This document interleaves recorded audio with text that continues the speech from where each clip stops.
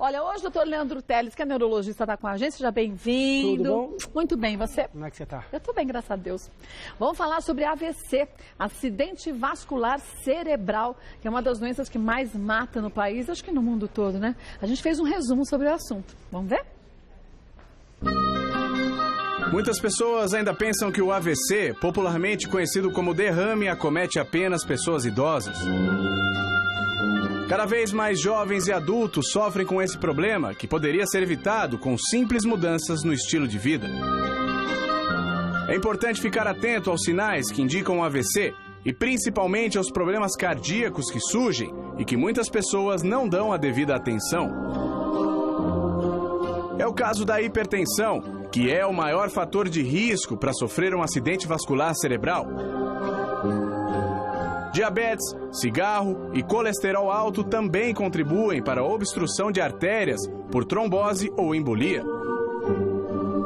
Saiba agora quais são os tipos, os sintomas e principalmente como prevenir o acidente vascular cerebral, isso em qualquer idade.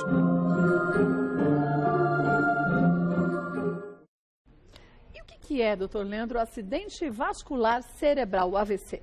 O AVC é uma das doenças neurológicas mais importantes. Como você falou, a principal causa de morte no Brasil e no mundo, uma a cada 6 pessoas vai ter um AVC. A cada 1 segundo aqui da pauta, uma pessoa no mundo tem um AVC.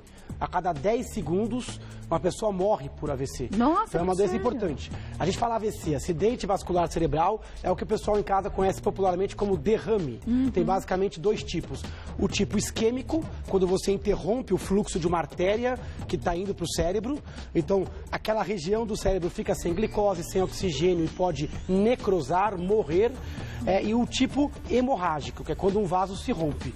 Olha que interessante, a gente tem aqui, uma arte, uma imagem que a pessoa consegue entender bem, né? A gente dá um close, de um lado a gente vai ter um exemplo do AVC isquêmico. Então você tem interrompido um fluxo, aí do outro lado, essa imagem que você está vendo agora, é um AVC hemorrágico. Então, o cinzinha é isquêmico, gente. O cinza isquêmico, quando você interrompe o fluxo, 80% dos AVCs são isquêmicos. Então é aquele coágulo que pode chegar e tampar a Ele pode nascer no local, a gente chama de trombose da artéria, ou ele pode surgir no coração, por exemplo, ou na aorta, ou na carótida, e uma embolia, migrar e entupir um vaso lá em cima. Aquela região, ela vai desligar de um segundo para o outro. A pessoa vai perder uma função neurológica. Pode ser uma fraqueza, um formigamento, mas ela sente bloqueio dor? De fala. Então, pergunta interessante. No AVC isquêmico, geralmente não. É um evento silencioso. A pessoa ela tem uma perda de uma função neurológica. Então, para de mexer o lado direito, por exemplo? Ou para de mexer, ou entorta a boca, ou bloqueia a fala, ou a visão se altera. Qualquer sintoma neurológico abrupto pode ser um AVC. Já o sangramento, a pessoa pode ter dor. Então é mais comum dor de cabeça aguda, esquisita, junto com um sintoma neurológico, quando ocorre o extravasamento de sangue. O sangue ele ocupa espaço, ele incha mais, né? Então ali tem mais dor, ele também é mais irritante. Então não é comum ter dor. 80% dos AVCs são isquêmicos, 20% são do tipo hemorrágico. Agora, a hipertensão pode gerar um AVC hemorrágico? Pode. Então, a hipertensão, quando você aumenta a pressão, você pode fazer um vaso se romper. Agora, outras coisas também dão AVC hemorrágico. Pessoas que não coagulam bem o sangue, pessoas que têm aneurismas, que são alterações na parede da artéria, pessoas que alcoólatras, por exemplo, pessoas que têm traumas. Então, tudo isso pode dar AVCs hemorrágicos. Mas a pressão alta, Kátia, também é um fator de risco para o AVC isquêmico. Ah, para os dois? Quem tem pressão alta de longa data, mal controlada, pode ter tanto um quanto o outro. Então, a hipertensão é um dos principais fatores de risco para os 2 tipos de AVC, mas não é o único. No caso do AVC isquêmico, tem a diabetes, a obesidade, sedentarismo, estresse, genética, idade, sexo. Então, a gente tem vários fatores de risco que podem levar uma pessoa, em algum momento da vida, a ter um AVC. Você falou em idade, acima de quantos anos que se percebe que os casos são mais frequentes? A gente considera, assim, acima de 60 anos, uma faixa de alto risco. AVC em jovem é considerado abaixo dos 45. Então, a gente tem em torno de 5 a 10% dos AVCs abaixo dos 45 anos. Mas acima dos 60, a gente tem realmente mais aterosclerose. As artérias já vão ficando com mais gordura. Então, colesterol, alimentação, ritmo de vida, o próprio envelhecimento das artérias faz com que a pessoa acima dos 60 anos tenha um risco maior. A gente tem alguns mitos e verdades. Quer fazendo suas perguntas também? Aproveite e manda, hein? Por favor. Olha, vamos ver primeiro o mito, qual é? Aí a gente vai tirando muitas dúvidas daqui já. Acidente vascular cerebral ocorre apenas em pessoas acima dos 50 anos de idade. Mito. O AVC é uma doença democrática. Acontece em homem, mulher, pobre, rico, negro, branco, todas as culturas e em qualquer idade. Então, eu já acabei de falar, 10% pode acontecer entre 18 anos e 45 anos. Mas, realmente, a idade é um dos fatores de risco. A gente chama de fator de risco não modificável. A gente não consegue mudar a idade. Não dá pra mudar, né? Nem a genética. Agora, a gente consegue mudar um monte de coisa. Né? Então, a gente tem que dar atenção para aqueles fatores modificáveis, principalmente acima dos 50 anos, onde a incidência é maior. Eu posso não mudar a genética, mas se eu sei que meu pai é hipertenso, minha mãe é hipertenso, os dois têm colesterol alto, eu tenho que seguir direitinho a atividade física, uma dieta equilibrada, tomar o medicamento indicado pelo médico para evitar que eu tenha o AVC, né? Sem dúvida nenhuma. Você tem que manter um bom equilíbrio físico, principalmente gordura abdominal, manter atividades aeróbicas, controle do estresse, sono adequado. É importante fazer check-up, porque você sabe que você carrega uma genética apropriada. Então tem que aferir a pressão, medir a pressão com mais frequência. Tem que ir ao médico, às vezes, e dosar o colesterol. Mesmo quem se alimenta bem, às vezes tem... Os magrinhos, né? Às vezes magrinhos. Tem, às vezes, tendência genética a ter baixo HDL, que é o bom colesterol, alto LDL, alterações de triglicérides. Então é importante conhecer a sua genética. Mas também é importante fazer a sua parte para evitar esses fatores de riscos reversíveis. Vamos ver mais um? Mito ou Bora. verdade? Um AVC pode deixar sequelas irreversíveis e até levar à morte. Perfeito, verdade, né? Isso é o maior medo do AVC. Imagina, de um segundo para o outro você perder uma função neurológica. Dormir bem e acordar sem mexer um lado do corpo. E às vezes para uma cama, para uma cadeira de rodas, perder a visão, ou a capacidade de entender o que as pessoas falam, ou a capacidade de se comunicar. Então, um AVC, se ele acontecer numa região muito importante do cérebro, ele pode levar a sequelas definitivas. Então, é importante evitar o AVC. E diante dele é importante reconhecer rapidamente para minimizar o risco de sequelas. A gente tem hoje no Brasil 100 mil mortes por ano por AVC. 100 mil mortes por ano é uma morte por AVC a cada 5 minutos. Gente, é muita gente. Então, a cada 5 minutos uma pessoa morre e perde a vida por AVC. Às vezes diretamente, como morte súbita, às vezes naquelas semanas, meses da internação do AVC. Porque fica imóvel, tem risco de pneumonia, Vai dando outras complicações, tem risco de trombose com embolia pulmonar. Então, o AVC é um problema de saúde pública e uma das doenças mais importantes da atualidade, né? Olha, volto que tem muita pergunta surgindo, tem muito mito ou verdade ainda, então você pode mandar suas perguntas, pode mandar, mas olha, pergunte mesmo, viu? Às vezes as pessoas ficam assim, mas será que eu vou fazer uma pergunta dessa? É boba. Não existe pergunta boba, tem que tirar dúvidas. As melhores perguntas são aquelas que as pessoas acham que são bobas. É verdade. Porque são perguntas que todo mundo tem e são simples, né? E que a gente não é médico, então a gente não sabe, então tem que perguntar mesmo. Vamos ver mais um mito ou verdade? O AVC isquêmico é sempre mais leve que o AVC hemorrágico? Existe essa questão, né? É interessante que sempre quando eu vejo uma frase que com sempre ou com nunca, eu já sei que é mito.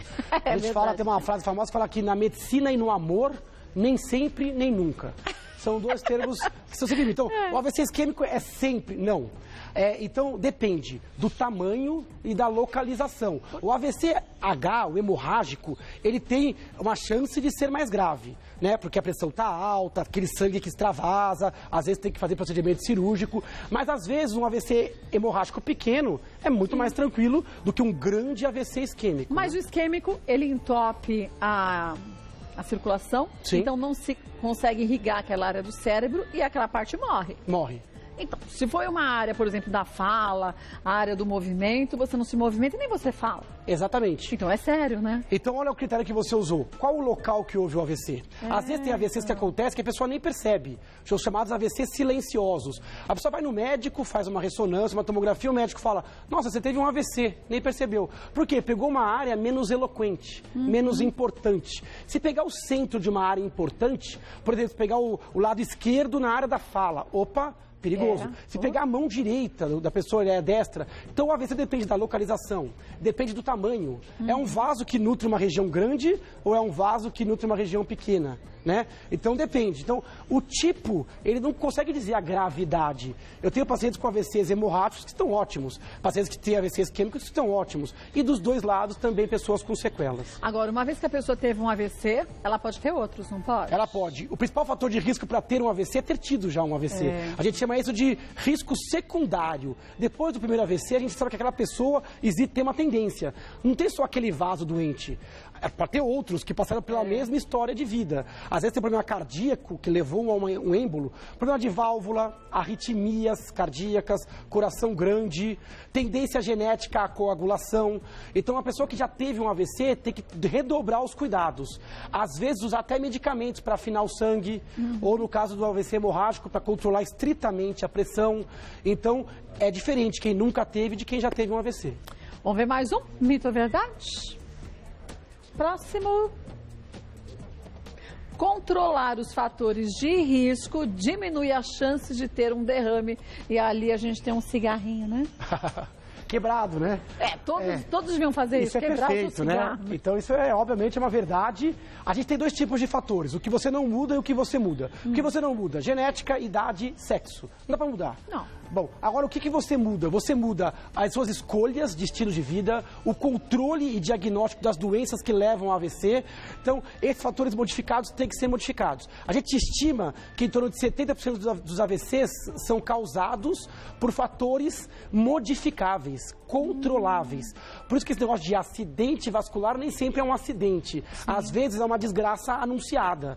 Uma pessoa que já tem um hábito, por exemplo, que fuma, vai lesando os vasos. É um risco presumido. Bebe, ou que tem pressão alta, mas come salgado, não faz exercício físico, não afere a pressão, deixa de tomar remédio, ou gente que não gosta de médico, fala, eu não vou no médico para não descobrir nada.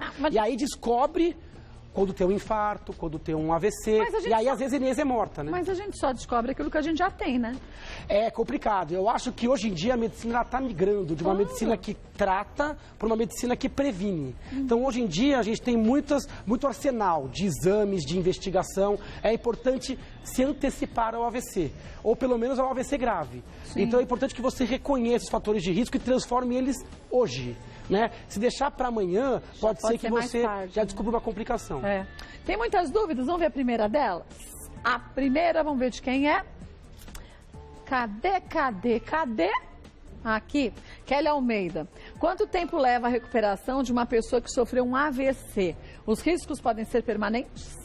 Com certeza podem ser permanentes. A recuperação, o que acontece? Na hora que a pessoa tem um AVC, o déficit é maior. Então a pessoa fica bem paralisada, porque tem uma região que morre e uma região de neurônios que desliga. Então a área desligada, ela é maior. Com o tempo, né, principalmente se a pessoa chegar rápido no hospital, o médico conseguir intervir rapidamente no AVC isquêmico ou hemorrágico, mas mesmo se o médico não conseguir intervir, com o tempo a pessoa pode ir melhorando. Depois tem fisioterapia, fonoterapia. A gente considera uma sequela algo que está lá depois de 6 meses a 1 ano.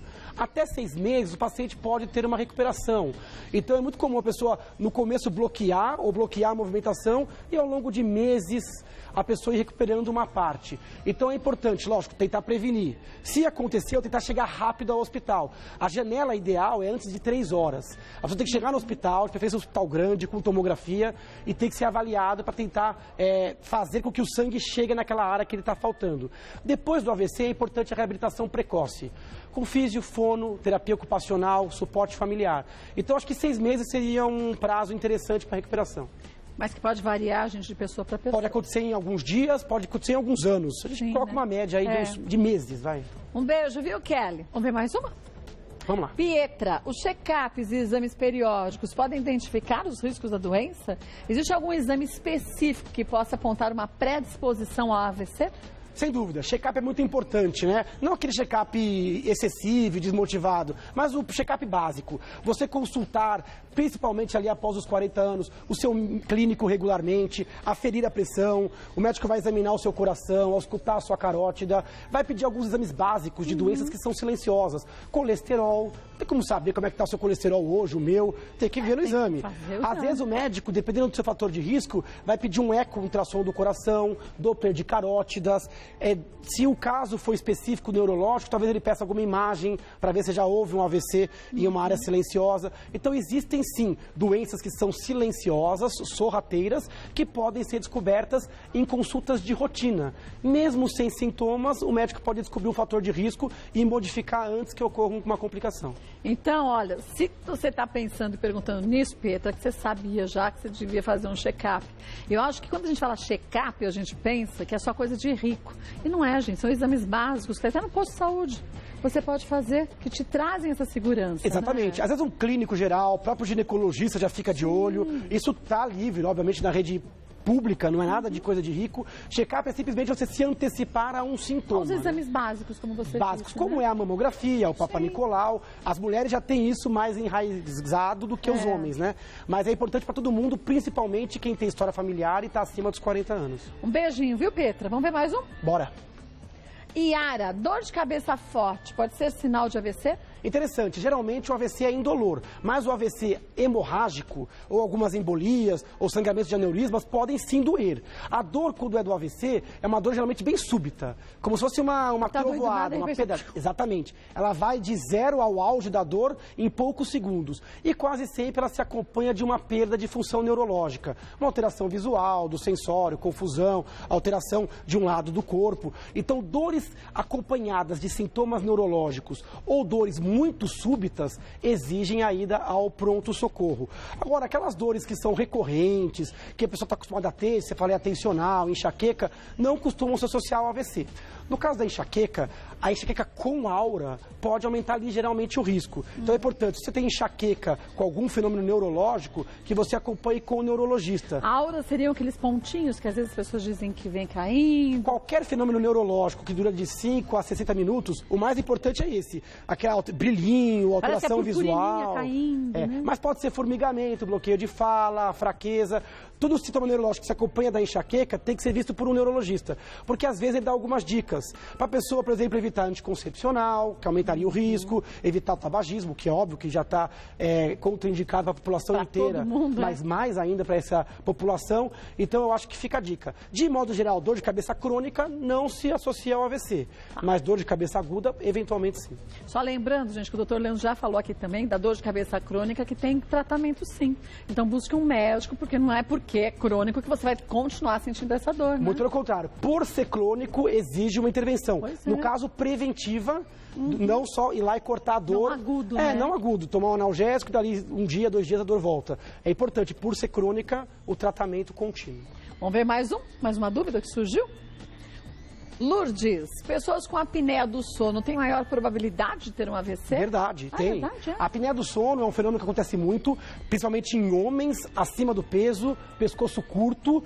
No caso das mulheres, também é um fator de risco após a menopausa. No caso do homem mesmo, abaixo de 50 anos. No caso da mulher, após os 50 anos. Quem dorme mal à noite tem mais obesidade, tem mais hipertensão, ansiedade, mais sonolência de dia, libera mais cortisol, libera mais adrenalina, pode ter eventos de AVC à noite, durante a apneia, e acordar com déficit. Durante a apneia? Pode. E pode ter o AVC de dia também, porque de dia vai ter que liberar mais adrenalina para se manter acordado, mais cortisol, além de descompensar outras tantas doenças, como a diabetes, descompensa o colesterol. Então a apneia do sono é um fator de risco como se fosse o colesterol alto, a pressão alta. Então tem que ver, fazer aquele exame da polissonografia. Se tiver mais que 6 episódios por hora na polissonografia, tem que tratar, perder peso, evitar o álcool antes de dormir e eventualmente usar aquele aparelhinho do CPAP, que acaba mudando a evolução dos pacientes com apneia.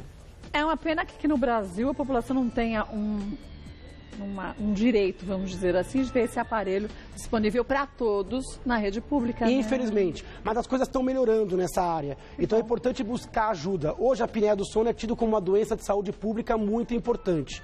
Então, roncadores, homens acima do peso e mulheres pós-menopausa têm que ficar alerta. O principal sintoma seria parada de respiração à noite ou sonolência excessiva de dia. Quer dizer, você ficar sentado 1 minutinho e já dorme. Exatamente. Você dormiu à noite, mas você não dormiu com qualidade. Então parece que o sono não foi reparador. Busca ajuda médica para ver se não é o caso de fazer a polissonografia. E aí você consegue saber se você dormiu num sono profundo, se foi num sono intermediário que você não descansou. Exatamente, porque a polissonografia a pessoa dorme no laboratório, Sim. Então ela consegue ver qual é a estrutura.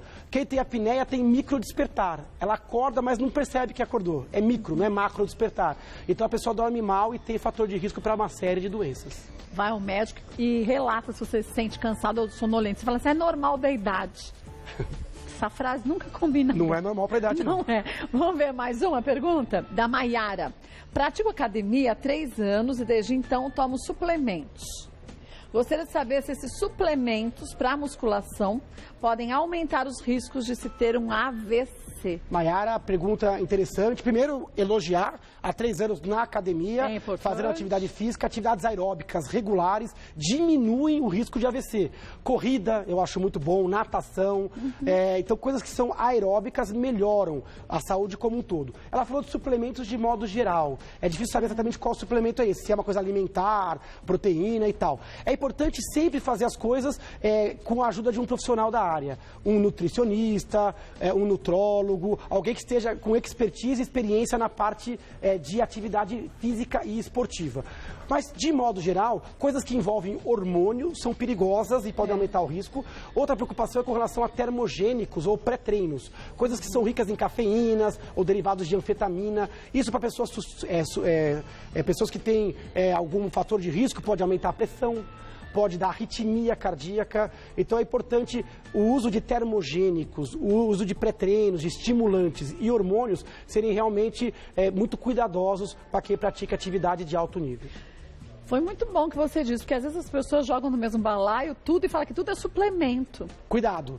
Suplemento é qualquer coisa que é direcionado. Agora tem uma série de suplementos que são adequados, né? Ajustes alimentares, eventualmente correções, tudo depende do seu nível de atividade. Por isso que tem que ser personalizado. É o médico que tem que passar, é o médico. Né? O médico, o nutricionista, o educador físico tem uma boa noção. Então cuidado para não querer um resultado rápido e acabar rifando a saúde por conta disso.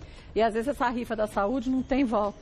Aqui é um exemplo claro, onde pode acontecer uma lesão que vai possivelmente impedi-la de fazer outros exercícios ou até de ter uma vida normal. A gente não está falando que é o caso da Maiara, gente. A gente está falando de quem fala que usa suplementos e a gente sabe que são vendidos também por aí, infelizmente, com facilidade. A pessoa acha que está fazendo uma boa coisa para a sua saúde, para o seu corpo e, no fim, as consequências são terríveis lá na frente. A maior dica aqui é você não usar recomendações gerais, genéricas, buscar um conselho específico. Individualizado. Qual é a sua meta no exercício, qual a sua carga do exercício? Vamos buscar um profissional adequado, médico ou não médico, mas que me dê um auxílio e um suporte individualizado.